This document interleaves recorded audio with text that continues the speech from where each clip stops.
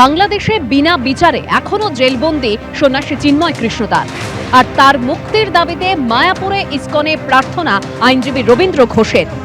চিন্ময় কৃষ্ণ দাসের জন্য প্রার্থনা করেছি, উনি যেন জামিন পান। 2রা জানুয়ারি আদালতের জামিনের আবেদনের শুনানি। মায়াপুর ইসকনে প্রার্থনার পর মন্তব্য সন্ন্যাসীর আইনজীবী।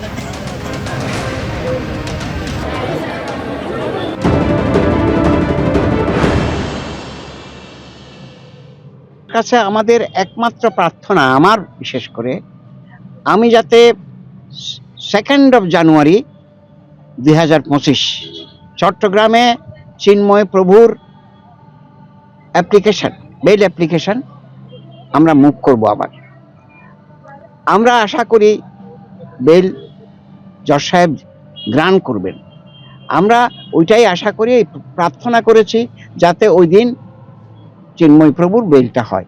এটাই ভগবানের কাছে প্রার্থনা করি, যাতে করে মানুষের উপকার হয়, শুধু চিন্ময় প্রভুর নয়।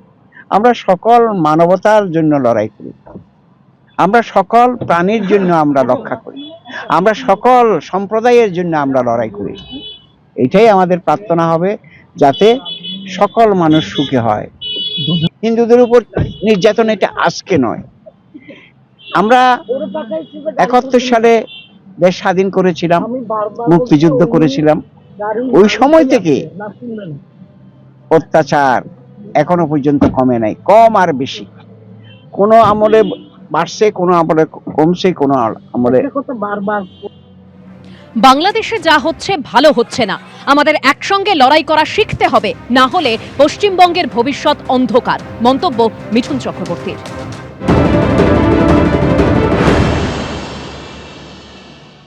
যে এই যেটা হচ্ছে সেটা কিন্তু আমাদের দেশের জন্য ভালো নয়।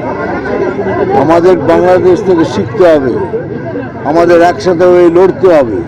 যদি না লড়ি তাহলে পশ্চিমবঙ্গের ভবিষ্যৎ অন্ধকার, আমি গ্যারান্টি দিয়ে বলতে পারি। এবার দেখাবো হাসনাবাদের ছবি, যেখানে আবাস বিক্ষোভে তুলকালাম। যোগ্যদের অ্যাকাউন্টে টাকা না ঢোকায় রাস্তা অবরোধ, টায়ার জ্বালিয়ে বিক্ষোভ দেখানো হয়। পরে পুলিশ গিয়ে পরিস্থিতি নিয়ন্ত্রণে আনে।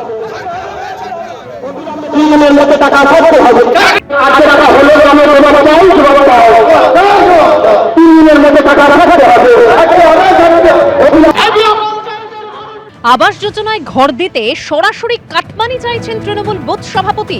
ভাইরাল ভিডিও ঘিরে শোরগোল পড়ে গেছে মুর্শিদাবাদের সুতিতে।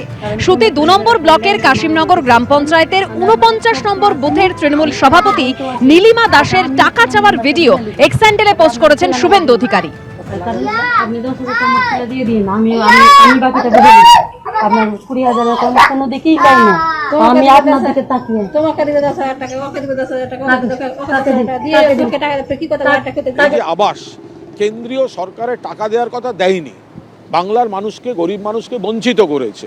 এবার মুখ্যমন্ত্রী কেন্দ্রের ভরসায় না থেকে বাংলার বাড়ি স্কিমে 100% মুখ্যমন্ত্রী স্টেট ফান্ডিংয়ে রাজ্য সরকারের টাকায় মানুষকে দিচ্ছেন এবং সেখানে যথাসম্ভব স্বচ্ছতা রাখার সমস্ত ব্যবস্থা করেছেন। তাহলে বিজেপি নেতারা এইসব পোস্ট না করে প্রথম কৈফিয়ত দিন যে কেন্দ্রীয় সরকার তাদের দেওয়ার কথা তারা দিচ্ছে না কেন। তার জন্য বাংলার বিজেপি নেতা, বিজেপির এমপিরা একবারও কি কেন্দ্রকে বলেছে যে বাংলার গরিব মানুষের টাকাগুলো দাও? সেগুলো তো আপনারা দেননি। যখন মমতা বন্দ্যোপাধ্যায় বাংলার বাড়ি স্কিমে 100% রাজ্য সরকারের ফান্ডিংয়ে গরিব মানুষকে টাকা দিচ্ছেন, তখন আপনারা এদিক ওদিক নানা রকম, সেটা সত্য না মিথ্যা কেউ জানে না, এই বিভ্রান্তি তৈরি করছেন। কারণ আপনাদের কর্তব্য আপনারা করেননি। এটা তো দিদি বলে দিয়েছে না যে আমি এদিক থেকে টাকা দেবো, তুমি টাকা কেটে খাও, সরকারি টাকা মেরে খাও। এতদিন এত কিছু শেখালাম 15 বছর ধরে, তোমরা এগুলো ভালো করে এগুলো ব্যবহার করো। কোনো একটা কাটমানি চাওয়াওয়ালা লোকের গ্রেপ্তারি শুনেছেন? শাস্তি শুনেছেন? দল থেকে তাড়ানো শুনেছেন?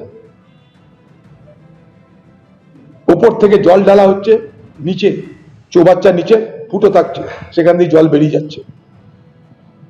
আমার টাকা উপর থেকে ঢালছি, আমার টাকা নিচ দিয়ে কেটে দিচ্ছে।